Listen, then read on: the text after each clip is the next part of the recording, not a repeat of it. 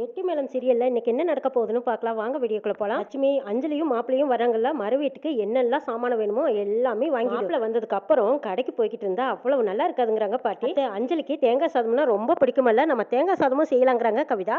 தேங்காய் சாதத்தோட கூடவே சன்னா மசாலும் செஞ்சா இன்னும் தூள் கலப்பு தூளா இருக்கும், சூப்பரா இருக்குங்கிறாங்க கவிதா. கவிதா அதுக்கு என்ன செஞ்சுட்டா போச்சுங்கிறாங்க லட்சுமிமா.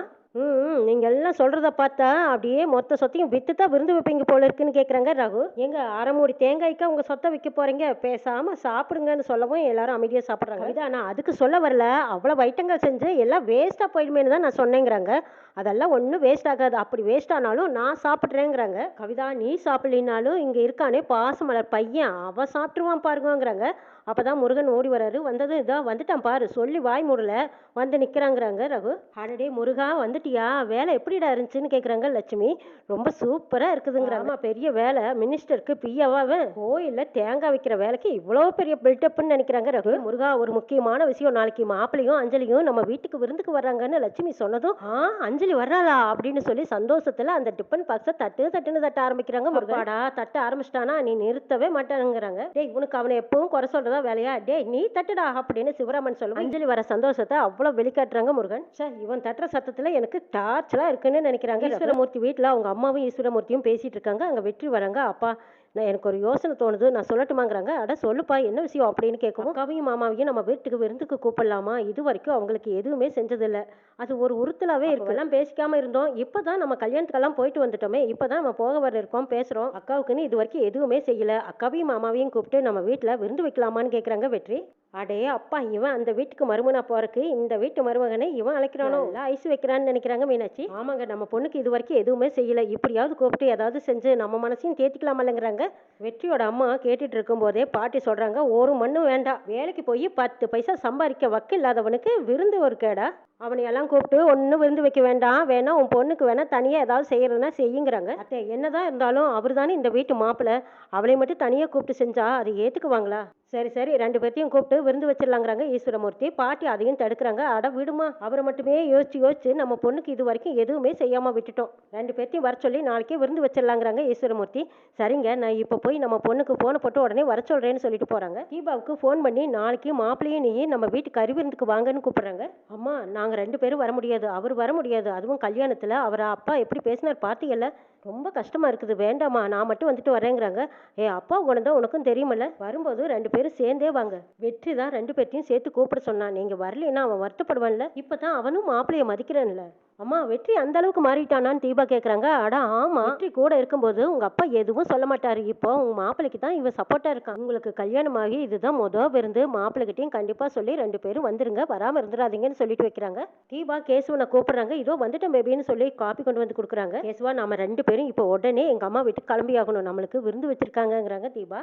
தீபா எனக்கு கொஞ்சம் வீட்டுல வேலை இருக்கு, நீ மட்டும் போயிட்டு வாவேங்கிறாங்க. இல்ல நமக்கு விருந்து வைக்கிறதுக்காக வெற்றி எல்லா ஏற்பாடும் பண்ணிட்டு இருக்கான், நம்ம போகலைன்னா நல்லாவா இருக்கும், பழசெல்லாம் மனசுல வச்சுக்காத, வா போயிட்டு வரலாங்கிறாங்க தீபா. தீபா வற்புறுத்தி கூப்பிட்டதுனால கேசவனும் சரின்னு கிளம்பி போயிடுறாங்க. இப்போ அஞ்சலியும் மகேஷும் அப்பா அம்மா வீட்டுக்கு வந்திருக்காங்க. மகேஷ் வந்ததும் பாட்டி காலில் விழுந்து ஆசீர்வாதம் வாங்குறாங்க. சிவராமனும் லட்சுமியும் வந்து வாங்க மாப்பிள்ளைன்னு மகேஷை கூப்பிடுறாங்க. அப்பா என்னப்பா இது, மாப்பிள்ளைக்கு மட்டும்தான் வரவேற்பா, எனக்கு இல்லையான்னு கேட்குறாங்க அஞ்சலி. அடடே நான் மறந்தே போயிட்டேன் பாரு அப்படின்னு சிவராமன் தமாசா கேலியும் பேசுவோம். நீ இந்த வீட்டு பொண்ணு தானே, உன்னையும் வரவேற்கணுமாங்கிறாங்க. ஆமா என்ன இருந்தாலும் நான் கல்யாணம் ஆகி போய் இன்னைக்கு அவரோட மனைவி புதுசா வந்திருக்கேன்ல, என்னையும் வரவேற்கணுமாங்கிறாங்க. ஆமாடி அம்மா, யாரை விட்டாலும் மறந்தாலும் யாருக்கு வரவேற்பு கொடுத்தாலும் கொடுக்கலைனாலும் உனக்கு கண்டிப்பா கொடுத்தே ஆகணும் அப்படிங்கிறாங்க சிவராமா. கேசவன் தீபானி எல்லாம் எங்க போயிட்டாங்கன்னு கேக்குறாங்க அஞ்சலி. அம்மா வீட்டுக்கு விருந்துக்கு போயிருக்காங்கன்னு சொல்றாங்க. துளசியும் தியாவும் வெளியில போயிருக்காங்க, இப்ப வந்துருவாங்கிறாங்க. பையா நிறைய வாங்கிட்டு வந்திருக்காங்க மகேஷும் அஞ்சலியும். அஞ்சலி இதெல்லாம் எடுத்து கொடு அப்படின்னு சொல்லவும் அஞ்சலி எல்லாத்துக்கும் எடுத்து கொடுக்குறாங்க. இது எதுக்கு இந்த ஃபார்மாலிட்டிஸ் எல்லாம் அப்படின்னு கேட்கவும், அப்பா அம்மான்னு சொல்லிக்கிறதுக்கு யாருமே இல்லை, இப்பதான் சொந்தங்கள் எல்லாம் நிறைஞ்சிருக்கீங்க கிடைச்சிருக்கீங்க, உங்களுக்கு செய்யாம நான் யாருக்கு செய்ய போறேன், இதெல்லாம் சந்தோஷமா வாங்கிக்கோங்க மாமான்னு மகேஷ் சொல்றாங்க. தம்பி எங்களை எல்லாம் எப்போ உங்க வீட்டுக்கு கூட்டிட்டு போய் காட்ட போறீங்கன்னு கேக்குறாங்க கவிதா. சீக்கிரமா கூட்டிட்டு போறேன், அங்க எத்தனை நாள் வேணாலும் நீங்க எல்லாரும் தங்கிக்கலாம்னு சொல்றாங்க மகேஷ். லட்சுமி பேசிட்டே இருந்தா நேரம் போயிட்டே இருக்குது, முதல்ல குடிக்கிறதுக்கு மாப்பிளைக்கு கூட, முக்கியமா இதோ அஞ்சலிக்கு கூட, இவதான் முதல்ல கோச்சுக்குவா போல இருக்கு. இது எப்படி இருக்கு கதை தெரியுங்களா, நீங்க எங்க வீட்டு பையன் ஆயிட்டீங்க, இப்ப என் பொண்ணு தான் வெளியில இருந்து உறவுக்காரி ஆயிட்டா. ஆமா மாப்பிள்ள நீங்க கிளம்பி எவ்வளவு நேரம் ஆச்சுங்கிறாங்க. 2 மணி நேரம் ஆச்சுங்கிறாங்க. அடே அப்பா டிராபிக் கம்மியா இருந்திருக்கும் போல இருக்கு. இருக்கு, அதான் சீக்கிரம் வந்துட்டீங்கன்னு சொல்லிட்டு இருக்காங்க. மகேஷ் அப்படியே புழுக்கமா இருக்கிற மாதிரி சட்டை அட்ஜஸ்ட் பண்ணிக்கிட்டு இருக்காங்க. அப்ப முருகன் ஓடி வந்ததும் விசாரிறாங்க. சோ பரவாயில்ல, அதெல்லாம் வேண்டாம், நானும் உங்க குடும்பத்துல ஒருத்தன் ஆயிட்டேன், எனக்கு இதெல்லாம் ஒண்ணும் வேண்டாம் அப்படின்னு சொல்லிட்டு இருக்காங்க. அப்ப கவிதா ஜூஸ் கொண்டு வந்து கொடுக்குறாங்க. கவிதா, இங்க ஒரு டம்ளர் குடுக்குறாங்க பாட்டி. சுகர் இவ்வளவு வச்சுக்கிட்டு இன்னும் ஜூஸ் வேற குடிக்கிறியா? சரி சரி, எங்க அம்மா பாவமா பாக்குது கவிதா, கொஞ்சம் கொடுத்துருங்கிறாங்க. போங்கடா, எனக்கு வேண்டவே வேண்டாங்கிறாங்க பாட்டி. குடும்பத்தோட எல்லாரும் கேலியும் கிண்டலும் தமாசா பேசிட்டு வந்திருக்காங்க. அப்ப துளசி தியாவை எடுத்துட்டு வராங்க. அக்கா அப்படின்னு சொல்லிட்டு அஞ்சலியும் துளசியும் கட்டி பிடிச்சுக்கிறாங்க. குடும்பத்தோட எல்லாரும் விருந்து சாப்பிட்டு மறுபடியும் அமர உட்காந்து பேசிட்டு இருக்காங்க. அப்பதான் முருகனை பத்தி விசாரிக்கிறாங்க மகேஷ். இவர் பேர் உண்மையான பேரே முருகன் தானா அப்படின்னு கேட்கவும், இல்ல எங்களுக்கு கல்யாணமாகி கொஞ்சம் வருஷம் குழந்தையே இல்லாம இருந்துச்சு, நீங்க வளர்ந்த அதே ஆசிரமத்துல தான் நாங்க இவனை போய் தத்தெடுத்துட்டு வந்தோம். இவன் வந்ததுக்கு அப்புறம் தான் எங்க வீட்டுல ஒண்ணு முன்னாடி ஒண்ணு 4 குழந்தைங்க பிறந்தாங்க. நாங்க வச்ச பேர் தான் முருகன். இவனோட உண்மையான பேர் என்னங்கிறது எங்களுக்கும் தெரியாதுங்கிறாங்க. மகேஷ் இருந்த ஆசிரமத்துல தான் முருகன் இருந்திருக்காருன்னு தெரிஞ்சதும் மகேஷ்க்கு அப்படியே கொப்புன்னு வேத்துருது.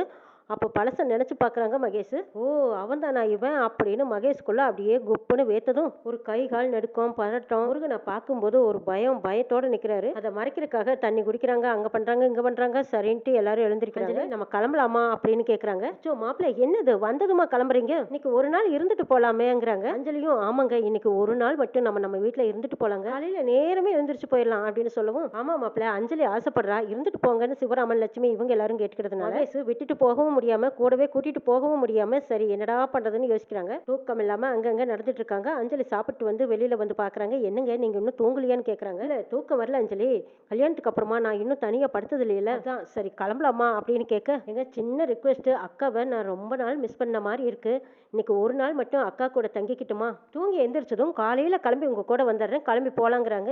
அஞ்சலி கல்யாணத்துக்கு அப்புறம் உங்க கூடவே படுத்து பழகிட்டேனா, ஆனா நீ இல்லாம என்னால படுக்க முடியாது, கண்டிப்பா நீ எனக்கு வேணுங்கிறாங்க. சொன்னதை கேட்டு அஞ்சலிக்கு அப்படியே திடுக்குன்னு ஒரு பயம் வருது. ஒரு நாள் அப்படின்னு கெஞ்சதெல்லாம் கேக்குறாங்க. முடியவே முடியாதுன்னு ஸ்ட்ரிக்டா சொல்றாங்க. கேட்டதும் கொஞ்சம் அஞ்சலி பயந்த மாதிரி நிக்கிறாங்க. என்ன அஞ்சலி பயந்துட்டியா அப்படின்னு சிரிக்கிறாங்க.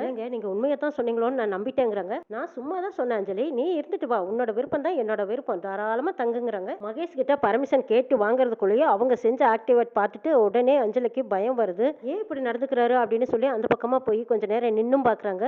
மகேஷ் விசுக்குன்னு திரும்பி பார்க்கும்போது அஞ்சலி வெடுக்குன்னு உள்ள போறாங்க. மகேஷ் யோசிக்கிறாங்க, ஒருவேளை நம்ம கல்யாணம் முடிச்சிட்டு போய் அங்க நடந்தது எல்லாம் சொல்லிடுவாளோ, பால்ல கரப்பாம்பூச்சி போட்டு குடிச்சது, அவளை தனியா விட்டுட்டு வீட்டை பூட்டிட்டு போறது, பொருள்களை மாத்தி வச்சு மிரட்டினது, இது எல்லாமே ஒருவேளை இவங்க வீட்டுல யாருக்கிட்டையாவது சொல்லிடுவாளோன்னு பயந்து நிக்கிறாங்க மகேஷ். இவளை இன்னைக்கு ஒரு நாள் நைட்டும் நம்ம விடக்கூடாது, எப்படியாவது நம்ம ஏதாவது சொல்லி கூட்டிட்டு போகணுமே, என்ன செய்யலாம்னு யோசிக்கிறாங்க. அஞ்சலியை அவங்க அக்கா கூட தங்குற மாதிரி தங்க சொல்லிட்டு போய் ஒளிஞ்சு நின்று பாக்குறாங்க. அங்க இங்க குறுக்க மறுக்க நடந்துட்டு ஒரு போன் வந்த மாதிரி ஆக்டிங் கொடுக்குறாங்க. ஒரு நிமிஷம் வெளியில வாயேன் அப்படின்னு சொல்லவும் வெளியில வந்து பாக்குறாங்க. என்ன மகேஷ் அப்படின்னு கேட்க, ஆபீஸ்ல முக்கியமான மீட்டிங் இருக்கு, அதுக்கு ஃபைல் எல்லாம் உன் கண்ட்ரோல்ல தானே இருக்கு, அந்த ஃபைல் எடுத்து கொடுக்க முடியுமாங்கிறாங்க. எங்க காலையில் நேரமே போய் எடுத்து தட்டுமான்னு கேட்கவும், இல்ல அஞ்சலி அது முக்கியமான ஃபைல்ஸ், நான் நைட்டே பார்த்து வைக்கணும், நீ கண்டிப்பா வந்தே ஆகணும், என் கூட வந்து எடுத்து கொடு அப்படின்னு கேட்கும். அஞ்சலியும் அவங்களுக்காக வரைக்கும் கெஞ்சி பார்த்தாங்க. இல்ல நீ வந்துதான் ஆகணும், மறுபடியும் இன்னொரு நாள் வந்து இருந்துக்கலாமே அப்படின்னு மகேஷ் கோளார சொல்லி கூட்டிட்டு போறாங்க. அங்க போய் பார்த்தா மகேஷ் அந்த ஃபைல் இதுன்னு எதுவும் பார்க்காம அமைதியா கொண்டுக்கிறத பார்த்து அஞ்சலி கேட்கறாங்க, என்னங்க முக்கியமான ஃபைல் எடுக்கிறேன்னு கூட்டிட்டு வந்தீங்க, இப்ப எதுவும் பேசாம அமைதியா இருக்கீங்க, தூக்கம் வந்தா தூங்கு,